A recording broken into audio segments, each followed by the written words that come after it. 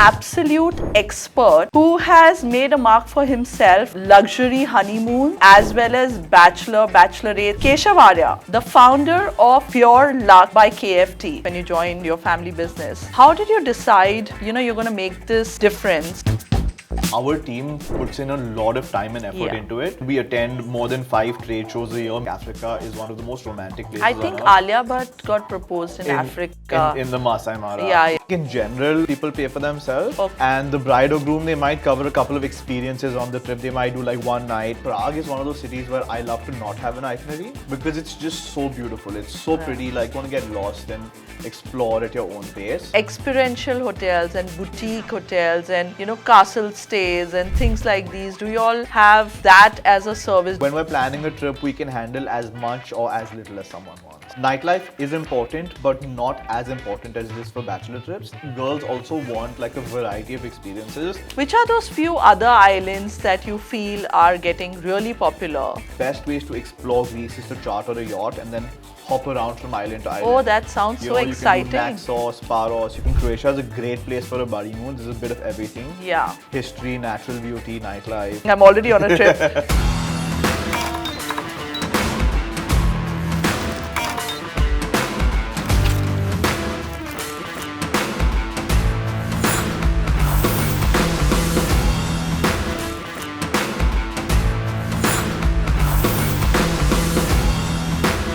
Welcome to another episode of the Insight series of the Wedding Podcast. While a wedding is being planned, there are 2 other plans that simultaneously work for a couple or a family. And that's a lot more important to the couple, I've realized. One is their bachelor or bachelorette, and 2 is their honeymoon. We decided today to deep dive into this topic with an absolute expert who has made a mark for himself in this segment of luxury honeymoon as well as bachelor, bachelorettes, and he'll give us a lot of terms as we talk along on this episode, which I got educated by talking to him, mini moons, buddy moons, and so many other terms that are today, going around with the couples. So let me introduce my guest very quickly. Keshav Arya, the founder of Pure Luck by KFT. To give you a little background, Mr. Sanjay Arya, his dad, started KFT, which is Keshav Travels, ran it extremely successfully, and this is a great story of the next generation coming into the business and making a different mark and connecting with the younger generation in his own way, and he's doing it so well. He started the first members-only luxury club in India called Pure Luck. His knowledge with destinations is impeccable. He understands them extremely well. He is extremely well connected, great network with tourism boards, luxury hotels, destination management companies worldwide. And so this particular episode is going to be an absolute knowledge-seeking episode. And it's for all those people who want to very seriously make notes of each and every destination that could be on their bucket list, not only for their honeymoons, not only for their mini moons, bachelorettes, but even maybe for their proposals and even for their holidays for the first year of their marriage. So we have a lot to talk, and I'd like to quickly tell you all how we're going to go about this. What we are going to do is we're going to start it segment by segment. So we're going to talk about proposals first. Then we are going to talk about the bachelor and bachelorettes, and then we are going to talk about honeymoons. And all of this is going to go over 2 episodes with Keshav. And here we have Keshav with us. Hi. So yes. You want to tell us something quickly, why it is so important for a travel company to be involved? I mean, see, the honeymoon is one thing which is for the couple themselves. Yeah. I think the wedding is for the world, it's for the parents. True. The honeymoon is something which the couple themselves enjoys. And I'm sure planning a wedding is a huge task. It's an entire job in itself. Yes. So the honeymoon very often gets neglected. Yeah. Because it comes later. People think, oh, we'll get to that. It's just a trip. We'll manage it. But when you're doing that, it sort of gets lost and you have to make compromises the last minute. When you have a travel planner on board, they can help you navigate that process. They can take a lot of the heavy lifting out of it for you. Yeah. And they can obviously curate a fantastic trip. So and I also think the entire bringing the right kind of information Of course, yeah. on the table, relationships on the table, which is a very important aspect, because as much as information is available on Google, Correct. but to get that extra upgrade done, Yeah, of or course, you yeah. know, to get that special treatment for them when they're checking into the hotel, Correct. or when they are reaching a particular venue, I think Yeah. that pretty much needs that somebody to be able to make those calls and get that done. Correct. I mean, the VIP treatment and all of that is definitely a part of it. And then I think when we're planning honeymoons, a lot of people want to do offbeat destinations. They want to do something different. So that's not always available online. Yes. You know, you need someone who's actually done a lot of research, taken the time and invested the time in creating these products. I mean, our team attends 4 or 5 trade shows a year to make sure that we have the best networks, you know, we know the best hotels, and we're constantly learning, we're constantly discovering new things to do. So, you know, and no two honeymoons are the same. I don't think online information cuts it these days anymore, because everything is online. So you have to True. sift through it as well. So Keshav, how did you, when you joined the business, when you joined your family business, how did you decide that, you know, you're going to make this difference by focusing and giving this particular segment and total uplift the way you have? And what does it take? Like, how do you research? Because your information, what I see, is always so crisp, it's unique. The experiences that you talk of are, you know, pretty much something which people would not get even if they research and Google themselves. So quite honestly, my parents didn't want me to get into this business. Oh, really? Yeah, because I mean, 10 years back, travel agents were a dying breed, Yes. right? Everyone thought online was going to be the next big thing, and you don't need a travel agent in today's world. You can book everything online. This is what people thought, yeah. Yeah.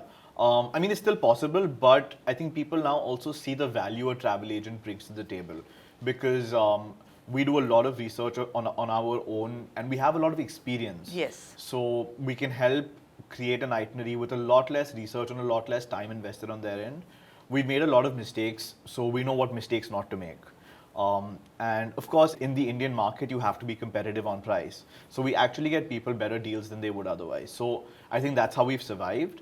And in terms of research, our team puts in a lot of time and effort into it. Like I said, we attend more than 5 trade shows a year, meeting hotels, meeting local destination companies, meeting tourism boards. Fam trips, you all must be traveling on. Fam trips, just for my audience, is called familiarization trips, which are very often done by tourism boards of various countries, by hotels, so that the travel community can experience it themselves and it's easier for them to sell then. So those are called the fam trips. Yeah, so you all must be attending a lot of that. So we do fam trips, and we also do our own trips, which are separate from fam trips, to research destinations which might not be that well known and might not be explored that much in detail by fam trips. Because fam trips, I feel, they're done by more commercial destinations which have a budget to spend on that. But today, let's say if I want to research the outer islands of Indonesia or Botswana, there's no fam trip for that. That's true. So, you know, we invest our own time and we reach out to our contacts and plan our own trips to research these more offbeat destinations. That's so amazing. Yeah. Now let's jump in and start talking destinations. I mean, like I've promised our audience, we need to make sure there's a super educational trip. I mean, a trip, I'm saying, I'm already on a trip. So, super educational episode where they get a lot to mull over, think, and plan their trips. So, let's start with the proposals. Because I think that's the first step. Yeah, I thing, mean, right? I think that's getting so big and everybody wants to club it with a travel. So, what do you recommend? What do you say? How should one even start thinking and planning it? An element of surprise is important in a proposal. I mean, they know. Very often they know, but they know, but they have to get that surprise they know, but factor. they still want that surprise factor. Yeah. So it's really important to plan around how you can at least create some element of that. They're going to know at some point, but at least create the wow element, create the surprise element. So there's different ways to do that. You can like surprise her with the tickets. You can. We've had clients who've done like a trip with the family and then shown up on that trip just to surprise them and, you know, create an experience that way. So that's one point about it. It's very important to have their friends and family on board, because you are going to be lying to your to-be spouse, so you need someone to back that up. Sure. So that's very important. And I think it's important to also keep it logistically feasible. everyone has grand dreams of a very fancy proposal in a faraway land. But in Indian society, traveling pre-marriage for an extended period of time is often not acceptable. Do you think that's yet the mindset? It depends from family to family, also the type of marriage it is. In love marriage, where people have traveled before, it might be more acceptable. In arranged marriage, there's typically less leeway. So usually we see a lot of proposals being for closer, place you can go and come back in 3 or 4 days. Domestic holidays. You've got a lot of them happening at the palaces around India, because obviously you can make a girl feel like a princess then, right? So yeah, actually I've realized that people veer a lot more towards international when it comes to proposals. But there's also so much that can be done within India. I know of a couple who did their proposal in Leh. I have to tell you one quick story. So there was this one couple who I was getting them married. So the boy reached out to me and he said that it was one of those very initial marriages that I did, weddings that I did in my company M2M. Got it. He reached out to me and he said that, listen, I have to plan a proposal for her. And I don't know what to do. We are going to be in London next month to see the World Cup. And I don't think I have any opportunity, scope of where do I fit this in. So any thoughts, any ideas? So we started brainstorming and started talking like, what's your story? So he said, when I was in London studying, I was once at Brighton. And that's when I was texting her, and that's when we actually got close with each other, and that's when we started kind of liking each other. I said, take her to Brighton and propose. And he just loved the idea. So what he did is he told her that we're just going for a day trip to Brighton. They went there. We had thankfully a great local partner. The local companies are destination management companies, which we call them DMCs in the travel term. So we had a local DMC which was very good. Got it. And we set up everything at the pier. Oh wow. And there were musicians, there were boards with "Will you marry me?" and all of that, and photographer. And while they were walking near the pier, she said, there's something on, there's an event, private event on there, let's not go there. He said, let's go and see. I don't think it started as yet. So they walked towards that red carpet, and then all of this unfolded, and we did the entire shoot, and it was a beautiful proposal. So a lot can be incorporated in a surprise element. What are the destinations which are very popular as per you? So I think in India, Rajasthan gets a lot of attention because you have the palaces and all of that. You also have a couple of wildlife getaways out there. For example, Sujan Jawai is very popular because you have some... Where exactly is this? It's near Udaipur. It's a leopard safari location. You've got these very dramatic rocks with like the dam in the background, lakes. So at sunset, it's very beautiful. And then the drive is from Udaipur? Udaipur or Jodhpur. Okay. You can go to either location. Yeah. So that's really popular. Then Leh, like you said, is very popular because you have the beautiful mountain landscapes. With Leh, the only problem is you need it to be a little longer. You have to acclimatize yourself. You need a little longer trip. Yeah. So that doesn't work for everyone. Internationally, the Maldives has always been popular. Yeah. It's become a bit cliche, but there's still different ways to do it. Tell us something unique that can be done. Some hotels have underwater restaurants, which is an underwater proposal is always something different. That's possible. You can do it on a private sandbank. You can do it at a private movie night in the Maldives. There's a lot of options. The only problem is some of them have been done before. Something a little bit more unique is Africa. I think Africa is one of the most romantic places I think on earth. Alia Bhatt got proposed in Africa. In the Masai Mara. Exactly. Celebrities have done it, but there's just... But that's a big pull, I feel. Very often couples come to us with, this is the kind of wedding I want, or this is the kind of proposal I want. So did you get a lot of traction after that? I think Africa is always, it's something that's very close to my heart. Okay. So because of that, I always get a lot of traction for Africa, because when you have a passion for something and you speak about it, people also tend to like it. So tell us a little in depth if one needs to plan Africa. Masai Mara. Good time, how to go about it. I think honestly there's no bad time for the Mara. You have a couple of months where it's rainy, but if you go in that time, you're going to get a lot less jeeps around. You're going to get the park to yourself, and it's a lot less expensive. Obviously, the peak season is from July to October when you have the Great Migration. But that might not be for everyone. I've been quite vocal about this, that I don't think the Great Migration is the right time for a proposal? It's not the right time unless you're a safari addict who wants to see the Great Migration. If you want a good safari, you're going to get that every time. So why pay more than twice the amount and deal with all of the crowds? Yeah. So unless you want to see the Great Migration, do a safari outside that. Okay. But that could be well suited for maybe a honeymooner. It could be a honeymoon, it could be a proposal, it Yeah. could be an anniversary, birthday, anything. Yes. Because you can go to Kenya and be back in 4 or 5 days. And So the yes. connectivity typically from most of India is good? From Bombay and Delhi, you have direct flights. Okay. From I think you have to take some yellow you have to take fever. yellow fever and polio shots. Yeah. That's required for a lot of places in Africa. Is Kenya, Botswana, a lot of places in Africa, even some of South America. So in terms of proposals, Africa is of course Yeah, one of yeah. the really good places. We spoke of Rajasthan Correct. with the palaces being there. Anything else that is you think is not done enough and has a huge potential, which is close to India, something that fits into 3 to 4 hours travel time and can be done over a 3 to 4 days maximum? Couple of other places which come to mind are Nepal and Bhutan, because they're right next to India, very easy to reach. And you have the Himalayas, which are Yeah. beautiful. So, and in both these places, there's a very rich cultural history as well. So, you could do something in Nepal or Bhutan where you trek up a mountain at the summit you propose. And after that, you can go to a local monastery and have your wedding blessed by the local monks, which is, I think, a great way Yeah. to, start a union. Something Yeah. very different, something which has scenic beauty and a cultural element as well, and easy logistically. And in terms of places like, Uzbekistan and Azerbaijan, which are catching up a lot, Georgia. Yeah. What's your take on these destinations? I think every destination has its plus points and minus points, but I don't think destinations which trend necessarily are worth the trend. Okay.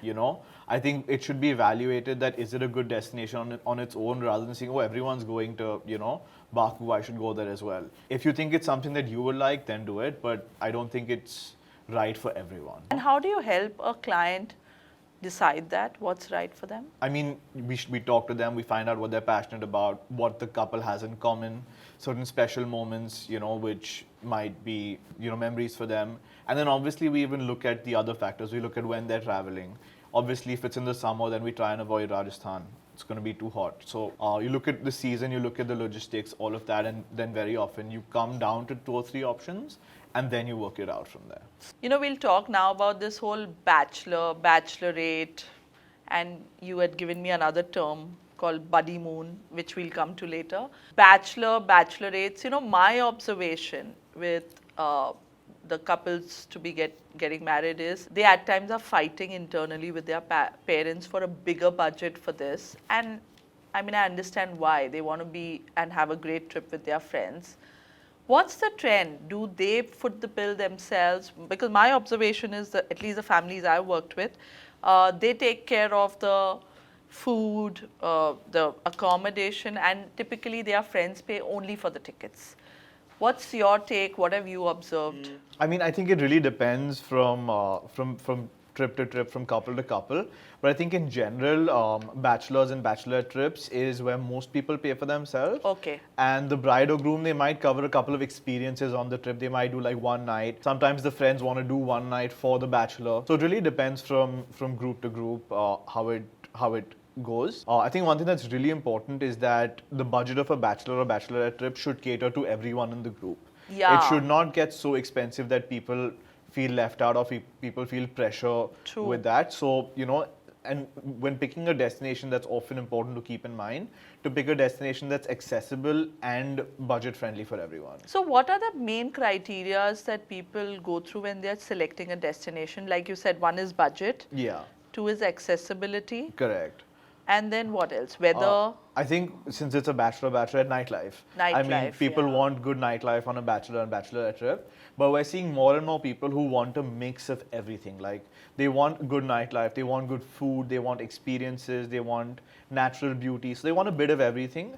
But definitely on a bachelorette trip, nightlife is one of the main deciding factors. And which are the most popular destinations? Let's talk about those now. We'll start with maybe East Europe. For us, we find it to be a little bit more popular for bachelors bachelors than bachelorettes. So a couple of reasons why it's really popular. There's obviously great nightlife across Eastern Europe, whether you're looking at Prague. Budapest has the ruined pubs, which are actually made from ruins of like old buildings. Oh, wow. Very cool. Then you've got Poland. One reason it's very popular is not as expensive as Europe, but you still get that vibe of being in Europe. So it's great for a big group of friends where everyone might not So want to spend. Budapest is Hungary, right? Hungary, Yeah. correct. Hungary, And then- Czech Republic, Poland, even Austria to a certain extent. And of course, you've got great experiences throughout these places. Like in Prague, you can take you can do a cruise down the river. In Budapest, they've got hot springs. In some places, you can even drive tanks and do shooting ranges, which is a great activity for the boys. So you've got activities, you've got nightlife. So I think it covers everything, and it's fairly accessible from India. You do need a Schengen visa, Okay. But a lot of people have that these days, and it's becoming easier and easier to get one. And you have a variety of flights going there now. You have Lufthansa, you've got some destinations covered by Emirates and Etihad.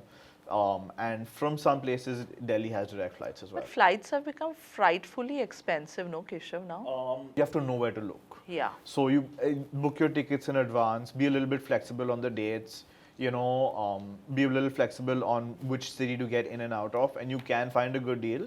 But in general, everything is more expensive now. Yes. I think. Overall, I think after Overall- COVID, travel's become a bit more expensive. Yeah. I would say so. Coming to the experience in these places, what is typically, like when you say we could book a private boat or a yacht, yeah. what's the typical size it can accommodate? Of course, they have larger yachts also, but what's a good size to? I think for yachts, if you're doing like a day cruise, you have yachts for every size. But if you're doing a longer charter, most yachts go up to 12 people maximum, because bigger than that, there's a different classification.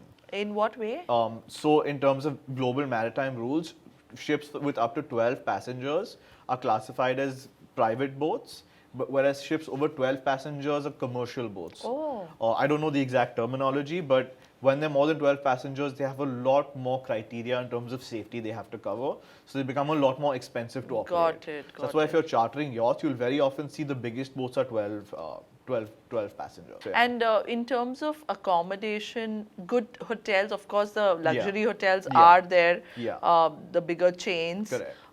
But experiential hotels and boutique hotels and, castle stays and things like these, do you all have that as a service? Do you have good connections and rates with these hotels? Obviously, it always depends from destination to destination.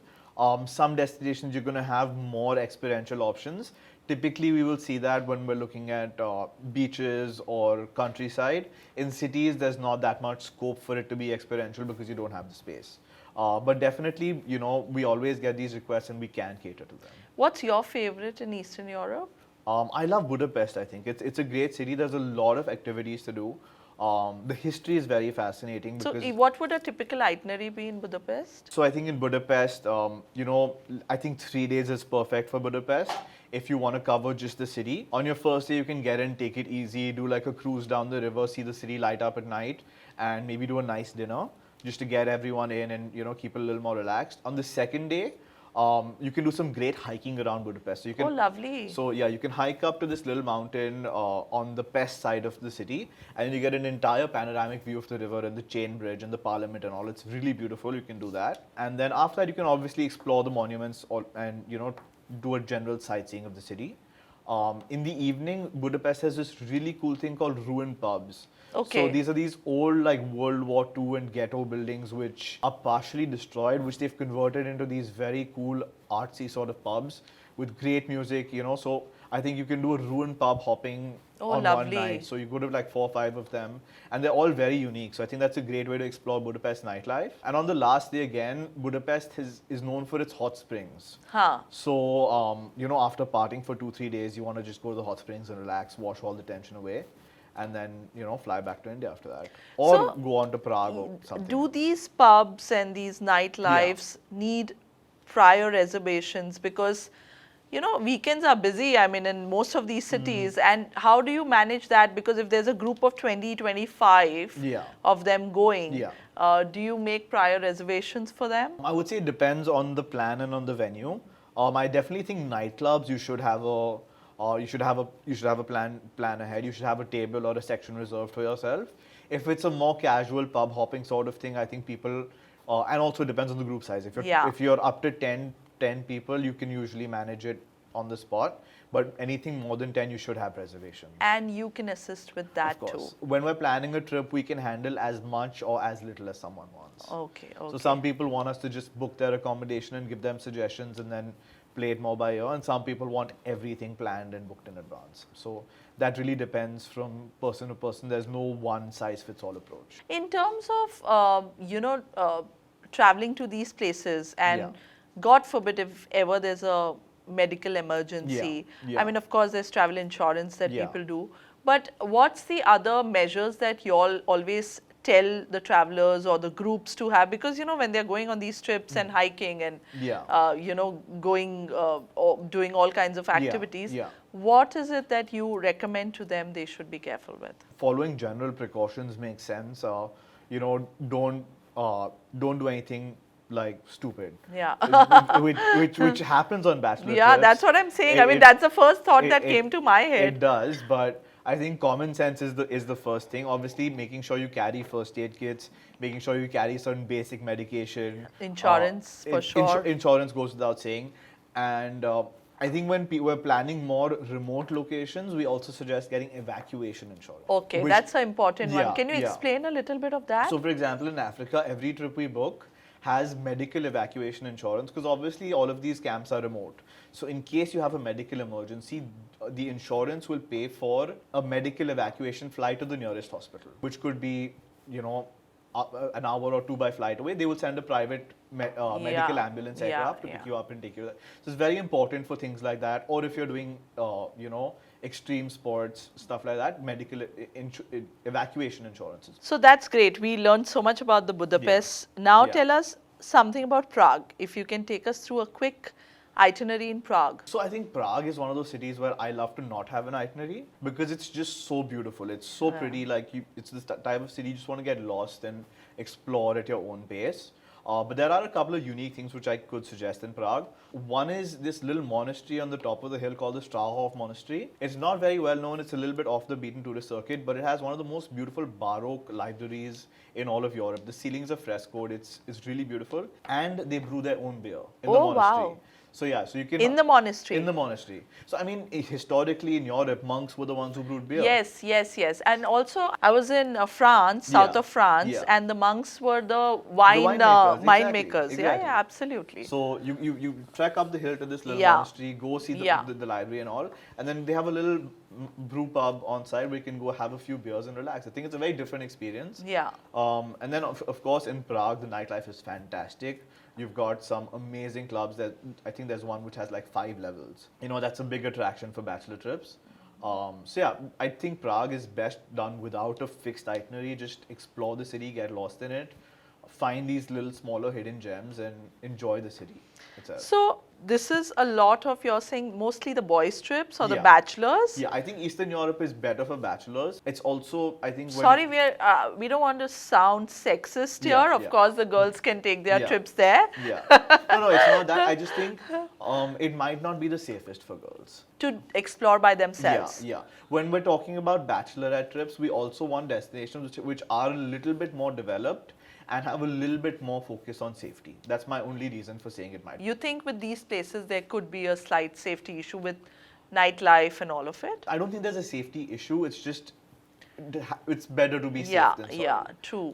Because I think, it's not as safe as, I want to say Paris, but that's not safe either. I know. Actually, there's a lot that we've been hearing and there's a lot that's been happening in... Exactly. But at least in a city like Paris, you know it a little bit better. For a bachelorette trip, I would just keep a little bit more focus on safety than a boys trip. So for bachelorettes, what are the places that you highly recommend? For bachelorettes, I think some things which are important.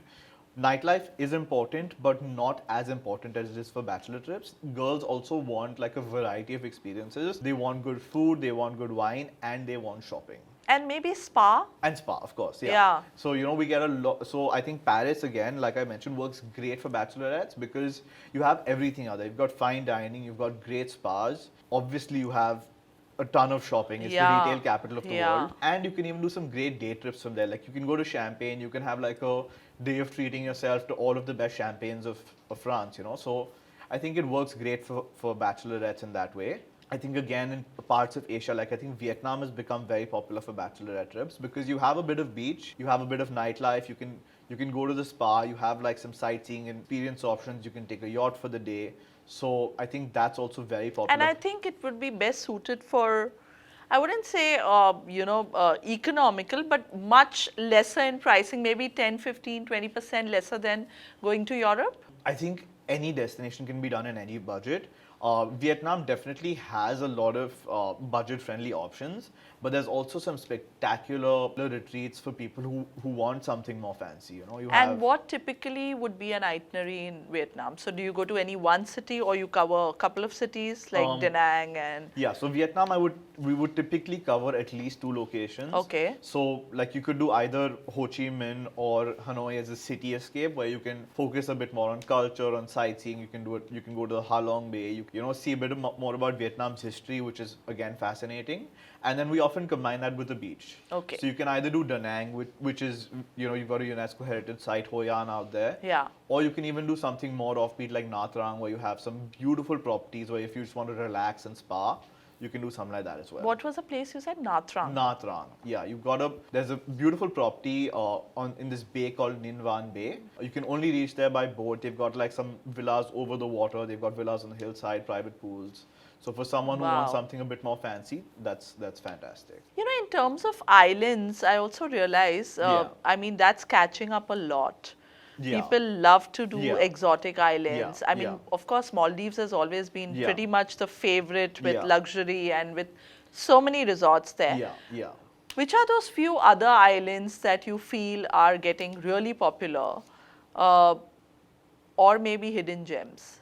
Okay, so if we're talking about really popular, then I think for Bachelor and Bachelorette both, I think Greece is at the top of the list. Yeah. You have, obviously Mykonos gets all of the headlines out there because you have every known major brand in terms of beach club, every major DJ performing there, beautiful villas, beautiful beaches. It's got a bit of everything for that. But I think if you want to go offbeat in Greece, that's possible as well. Okay. You know, I think one of the best ways to explore Greece is to charter a yacht and then hop around from island to island. Oh, that sounds so exciting. You can do Naxos, Paros, you can do smaller islands like Corfu, which has like great hiking, great beaches. When you're on a yacht, you can even go to beaches which are like surrounded by cliffs on 3 sides. Nobody else can get there. And you touch upon the borders with Turkey also. Yeah, you can, exactly. So I think Greece is great to do by yacht, or even if you want to just land up in one island and explore that island, that's also possible. So Greece is very, very popular. So Greece, if one needs to do this island hopping kind of a trip,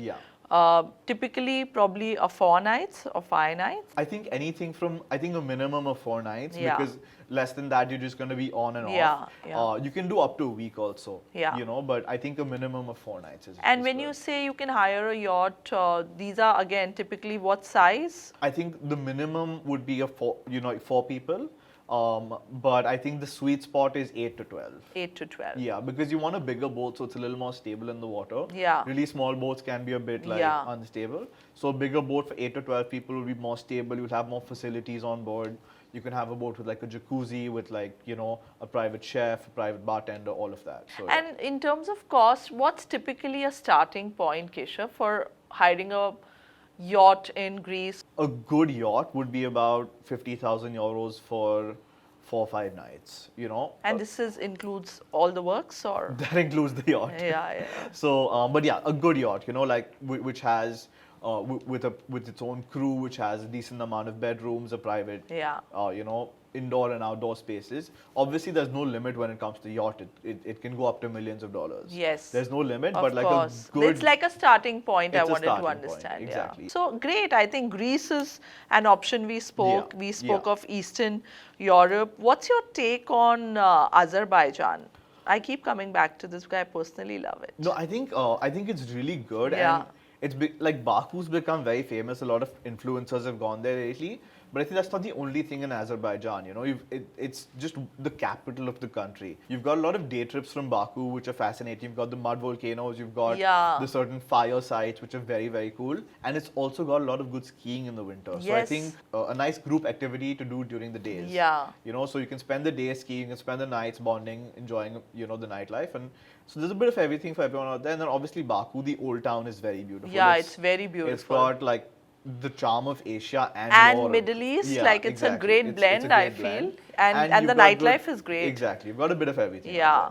No, so I think, yeah, that's very interesting. But are there other countries like in the Middle East which are catching up, like Oman or South? I know Saudi Arabia probably maybe because alcohol is not allowed yet. Yeah, so people might have their reservations. Yeah. But I believe Alula is very pretty and... I mean, Saudi Arabia, I think it's only a matter of time before they become a tourism juggernaut because they're investing so much money into it. And they have natural beauty. So, you know, they have the Red Sea, which is fantastic. I've dived in the Red Sea, one of the best places. Oh, you've been to? Yeah. Wow. I've not been to Saudi, I've been to the Egyptian side of the Red Sea, but I mean, it's the same water. The corals are beautiful, some of the healthiest in the world. You have the desert, which is beautiful. You even have skiing in Saudi Arabia. People don't know this, but they're developing a ski resort, which is going to be 2 hours away from a beach. So you can actually go from beach to skiing in 2 hours. So I think it's only a matter of time before they really, really pick up as a destination.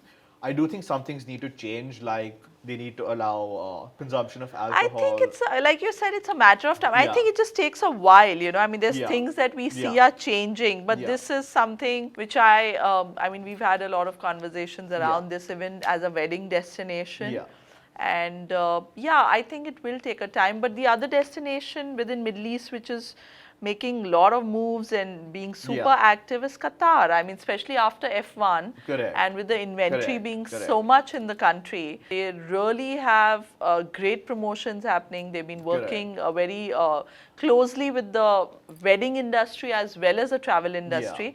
What's your take on Qatar? I mean, other than, of course, Doha. Qatar has one major advantage, which is Qatar Airlines. Yes, it's a beautiful airline. It's an amazing airline and it's got great connectivity. Yes. So it's got a lot of potential to even combine with other places. So like, let's say Qatar Airways flies to Mykonos. You could always do Mykonos and then stop back in Qatar, which has some great wellness places as well. Oh, yeah. So you can do like Mykonos detox. No? Oh, wow. What's it called? Sorry? Retox and detox. Oh, wow. I'm learning these new terms. Retox, so, you know, detox. Party for a few days, then go to the spa, get it all out and get back into Bombay refreshed and ready to get back to work. Yeah, that's a good idea to do like a stopover based on the airline. Like even if you're taking Etihad, you could stop over in Abu Dhabi, or if you're doing Emirates, you can stop over in UAE, you know. Always.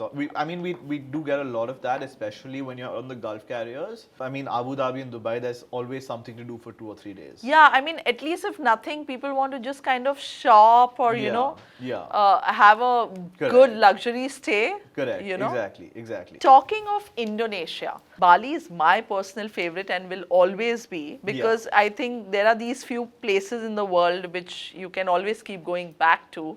I find Bali great value for money. I find Bali great with food. I love the people in Bali. So what are the other gems in Indonesia? So I mean, see, Bali itself is fantastic. It's one of my favorite islands. I can go back any number of times. I mean, I can live there honestly.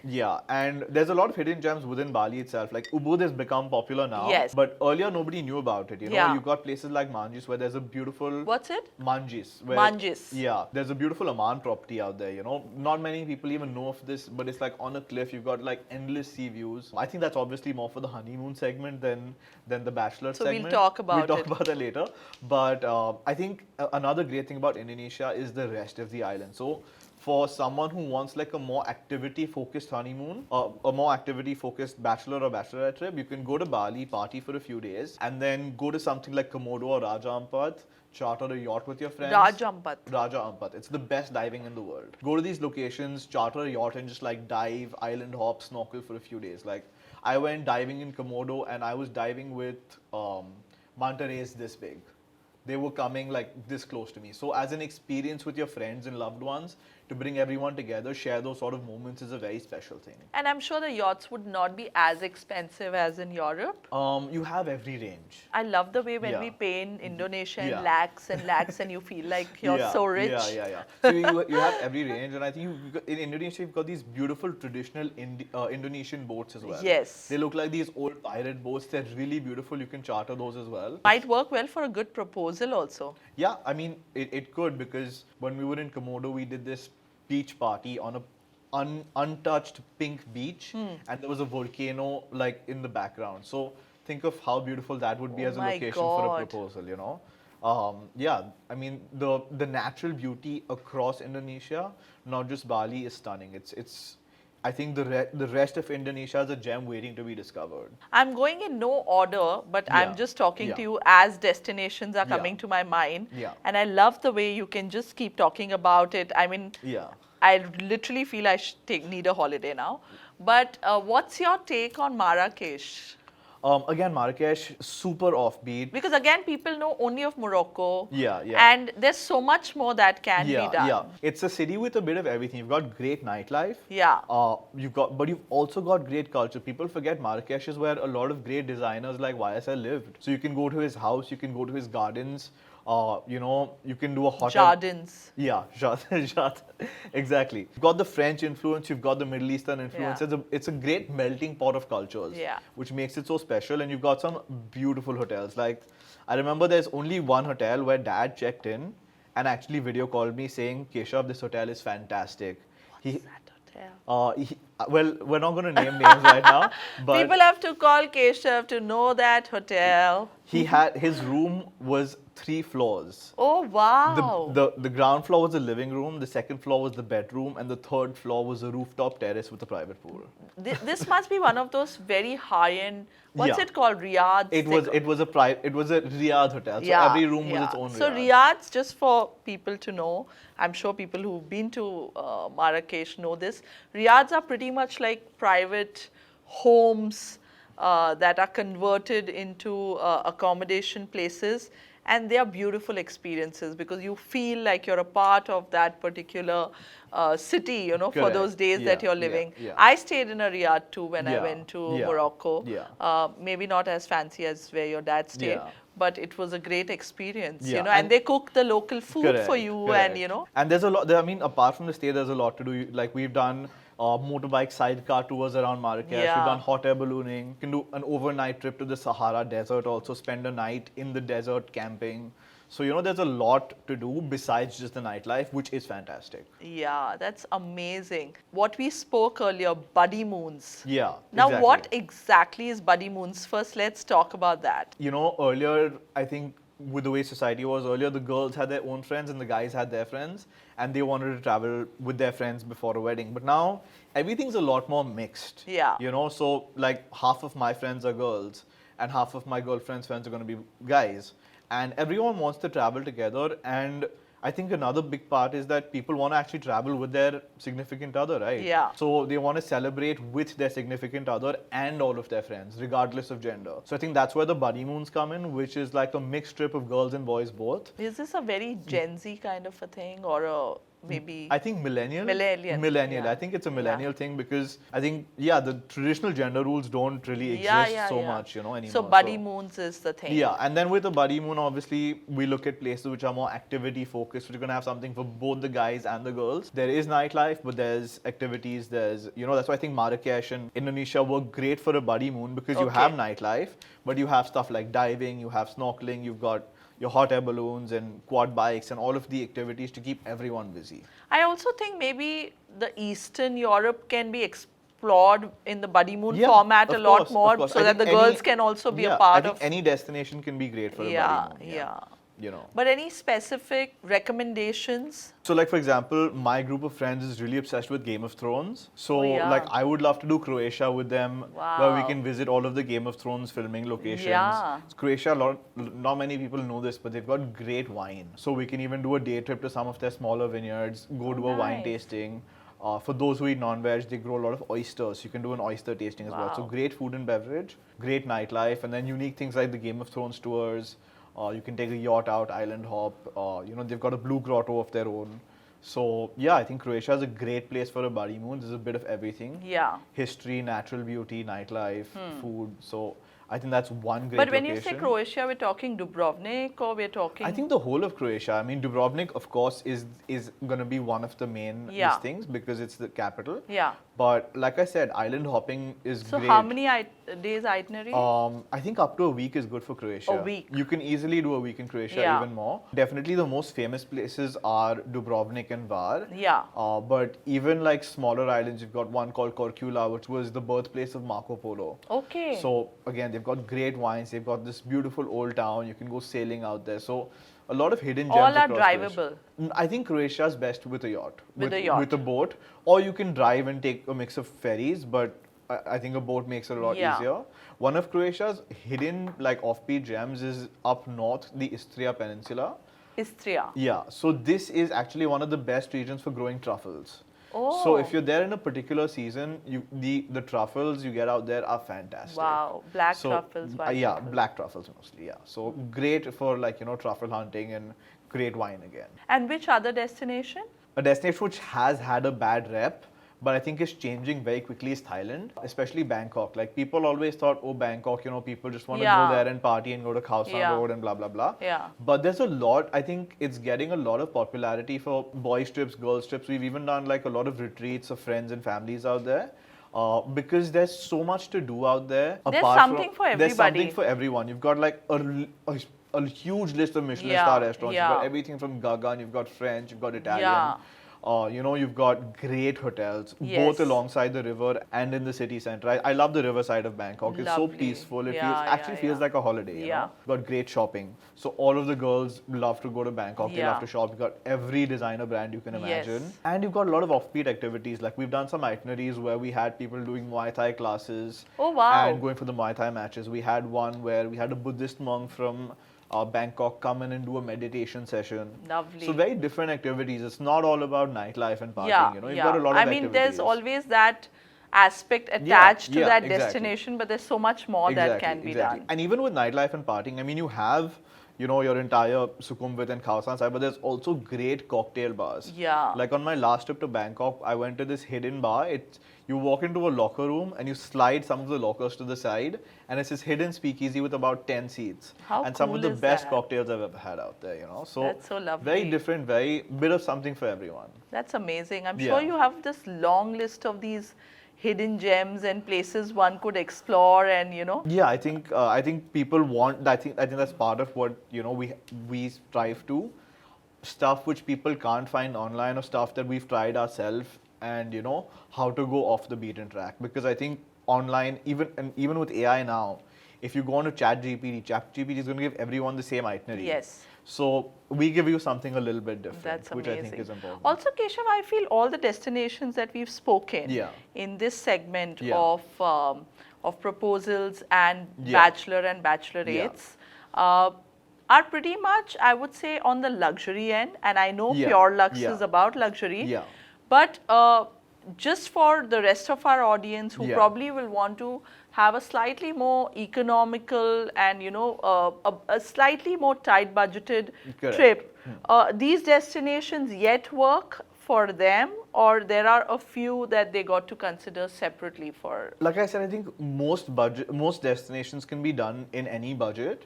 I think especially with the Bachelor, Bachelorette ones, I think most of them can be worked within this thing. I think only yachts is something that gets a little bit expensive. Yes. But there also you can always just stay on, do a land-based trip and island hop using the ferries. Yes. I think all of those can be done at any budget. I think the only place which really is limited to only high-end is Africa. Yeah. Because Africa is expensive. There's no way around it. Operating a safari lodge has very high operating costs. They have to fly in most of their food. Yeah. So it does become expensive. True. So I think that's why it's one of the last truly exclusive places in the world, because otherwise everything else has been democratized now. But it's so interesting. I'm so fascinated with this buddy moon concept because I feel, it's kind of changing a certain culture also. Correct. Where, you feel more equal. Correct. Like earlier there were times where the boys really wanted to do their trip separately and the girls were asked to do. And you're right, now with the mix of friends and the mix of culture, I mean, this is a great trend and maybe a great way to start your life together. Exactly, because exactly. you know each other the best when you travel. Correct. And people who probably have just got engaged through an arranged setup, this could be a great icebreaker between the two friends. Correct. And the only downside could be they come back and decide they don't want to get married to each other, but that's also not bad, you know. I mean, better to do it then, right? Absolutely. Yeah. But yeah, I like, you're starting a life together. I think you should want to celebrate it together. I think obviously for couples who've been in relationships before, it's a great like celebration with your friends. And like you said, for arranged marriage couples, a marriage is not just two people, it's their families, it's their friends, everyone. Yeah. So it's a great way for all of the friends to also come together, I think, for sure. So for all our audience, we've just touched the tip of the iceberg. We've not even deep dived to that extent into destinations because there's so much we can talk. But this was just our first segment on proposals, bachelor and bachelorettes. We're going to yet talk about in our next segment and next episode with Keshav on honeymoons, which is going to be a lot of deep dive. So stay tuned.